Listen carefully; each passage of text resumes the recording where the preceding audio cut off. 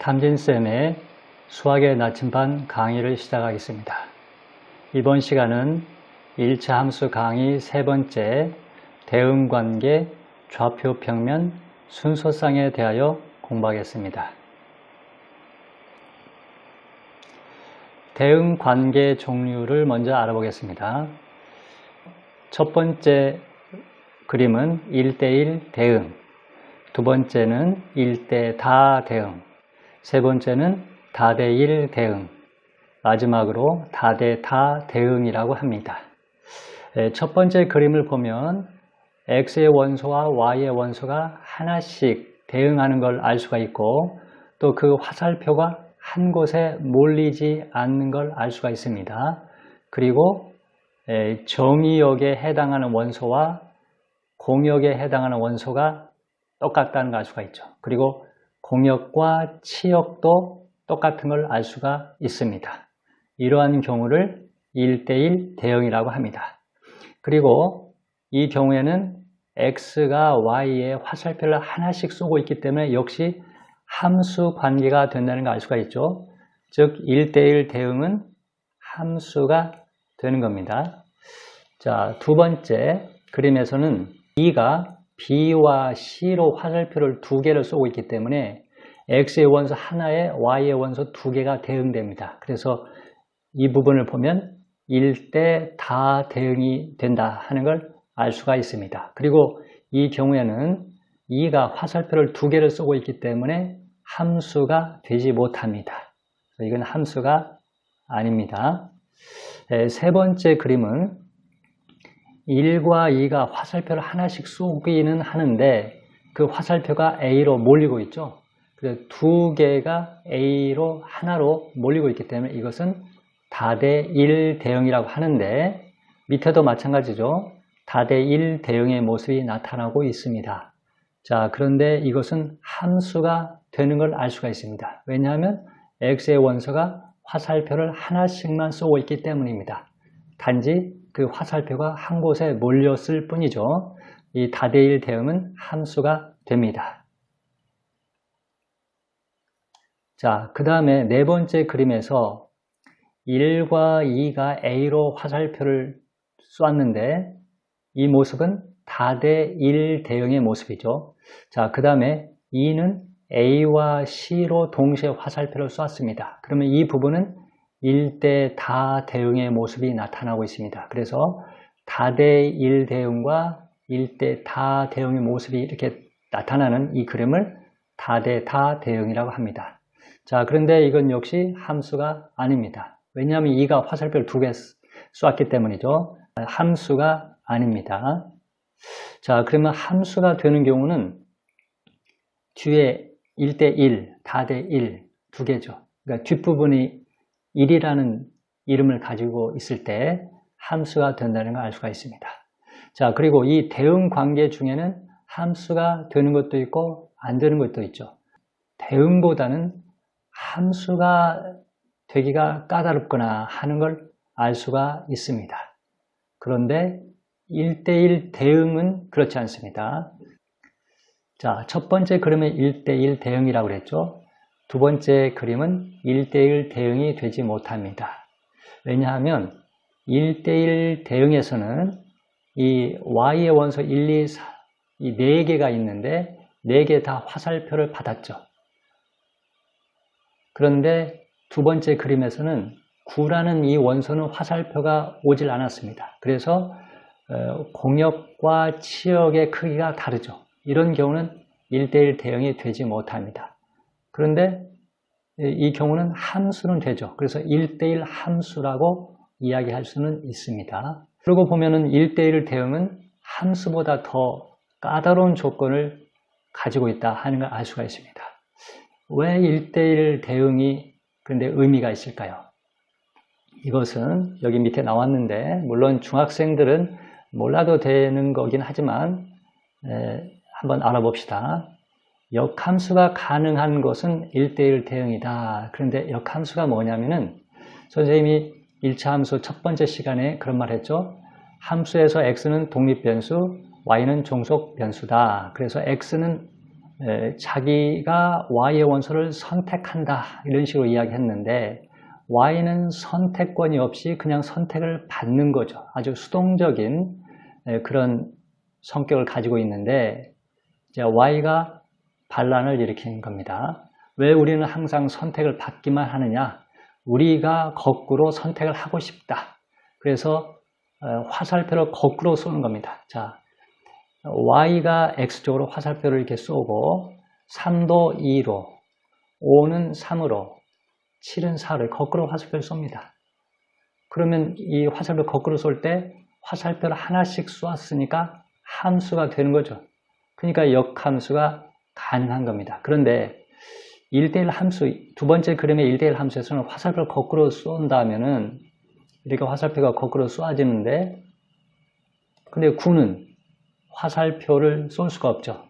애초에 화살표가 오지 않았기 때문에 화살표를 거슬러 갈 만한 화살표가 없기 때문에 역함수가 존재할 수가 없습니다. 이와 같이 1대1 대응만 원래 함수이고 그 역함수도 만들어지는 것이 유일합니다. 그래서 1대1 대응은 더 가치가 있는 것입니다. 자, 그 다음에 좌표 평면과 2차원 공간에 대하여 알아보겠습니다. 자, 2차원이라 했는데 1차원이라고 하면 직선상의 세계라고 할 수 있습니다. 그 다음에 2차원은 평면이라고 할 수 있고 3차원은 우리가 생활하는 이 입체 공간을 말합니다. 자, 그러면 이 1차원은 어떤 직선이 있는데 이 직선에서 기준점을 0이라고 합시다. 그러면 여기에서 이 직선에서는 오른쪽으로 얼마만큼 이동했는지 왼쪽으로 얼마만큼 이동했는지 이것만 알면 어떤 점의 위치를 우리가 알 수가 있죠. 그러면 A 같은 점은 0을 기준으로 왼쪽으로 5칸 갔기 때문에 이 점의 위치는 마이너스 5라는 숫자 하나를 가지고도 충분히 나타낼 수가 있습니다. 그 다음 B는 0을 기준으로 오른쪽으로 11칸을 갔는데 이것은 그냥 11이라는 숫자 하나 가지고도 위치를 나타낼 수가 있죠. 그러니까 단 한 개의 숫자를 가지고도 위치를 나타낼 수 있어서 1차원 공간이라고 하는가 봅니다. 자, 그런데 오른쪽으로 가면 플러스고 왼쪽으로 가면 마이너스인데 왜 오른쪽으로 가면 플러스냐?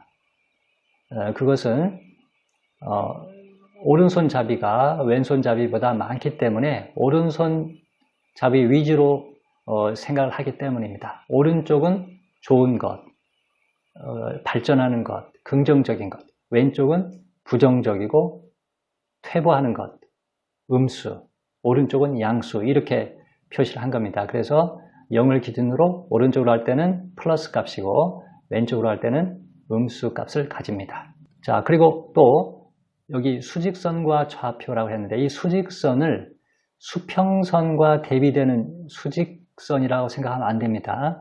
여기서 수직선은 직선에 수가 표시되어 있다 이런 의미로 수직선이라고 합니다.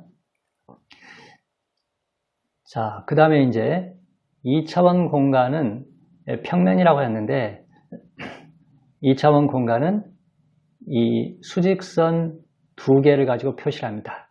자, 그럼 다음 페이지에서 보겠습니다. 자, 아까 이야기했던 이 수직선 하나와 또 수직선 하나를 또 겹쳐 놓는데 서로 두 직선이 직각이 되도록 겹치고 원점이 일치하도록 이렇게 붙여 놓습니다. 그래서 이 평면 위에는 어떤 점의 위치를 이 원점을 기준으로 얼마나 떨어져 있는가 이걸 알아보는 건데 일단 자, 이 원점이 있고 여기에 파란색이 8이라고 합시다.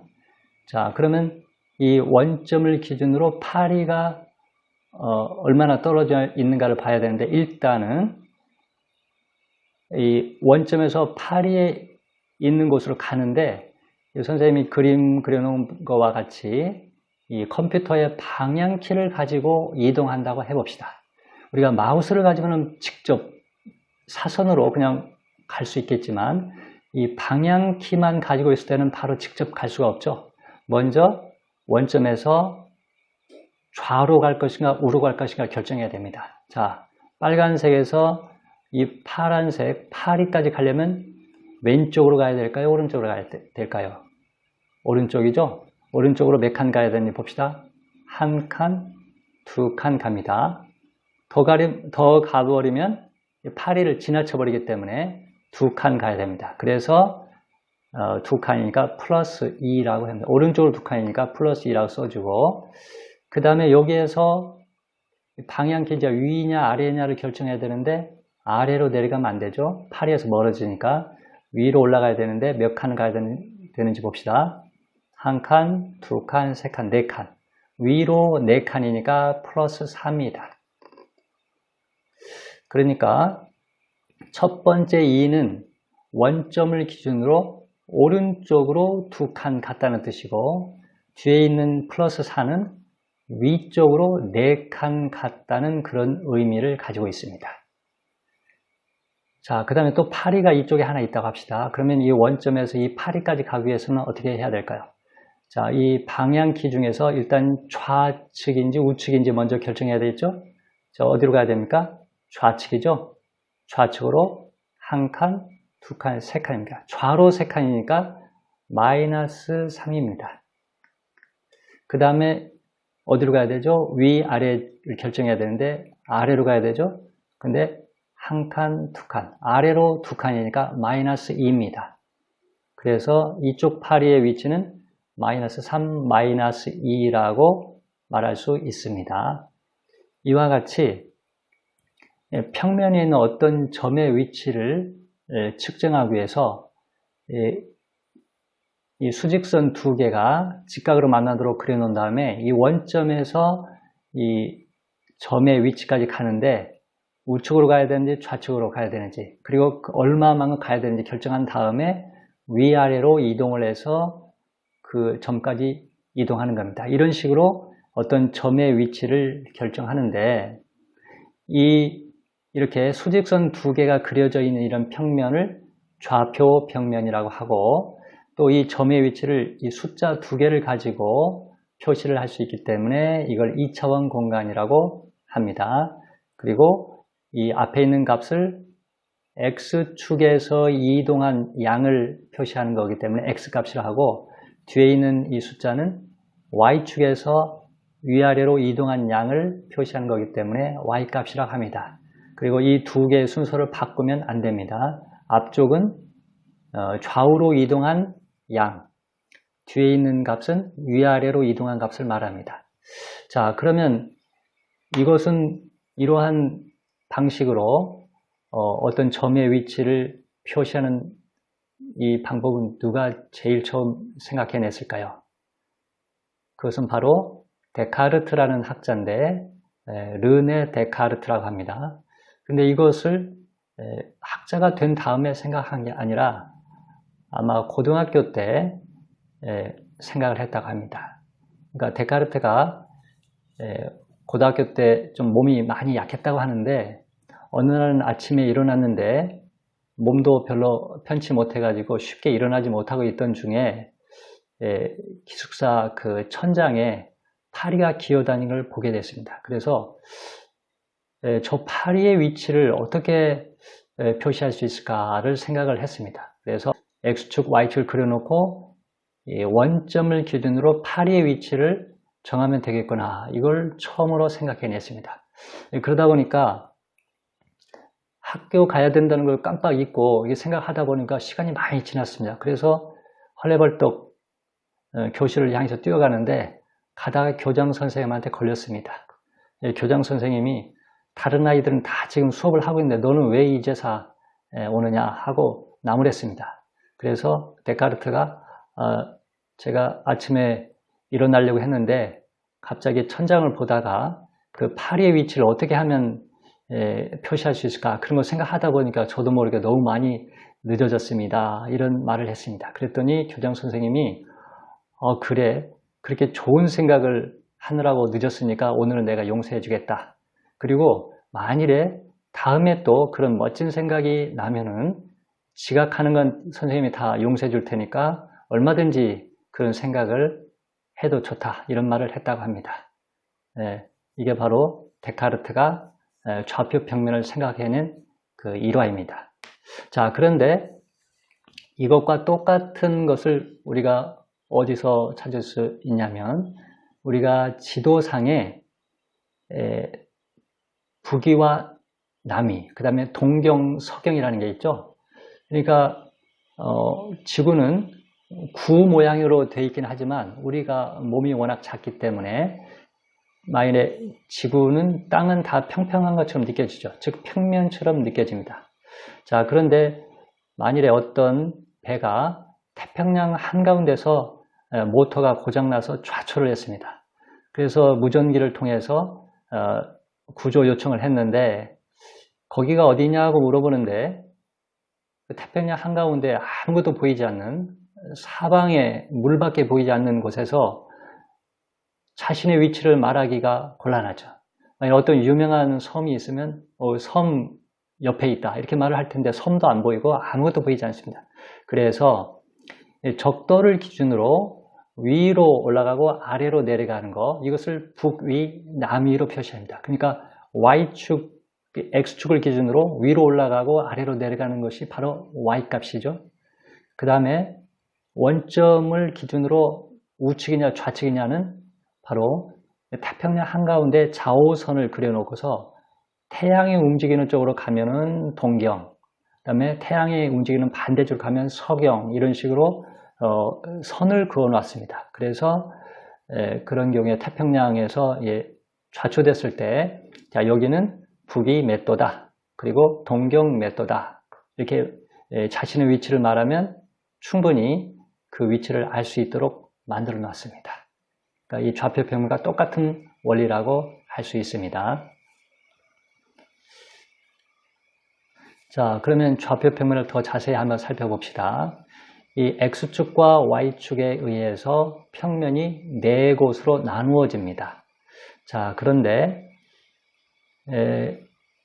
오른쪽, 위쪽을 제1사분면이라고 하는데 자, 이 1사분면은 원점을 기준으로 오른쪽이기 때문에 X도 양수, 원점을 기준으로 위쪽이기 때문에 Y도 양수입니다. 그래서 X도 Y도 둘 다 양수이기 때문에 이쪽을 대표 사분면으로 해서 첫 번째 사분면이라고 이름을 지었습니다.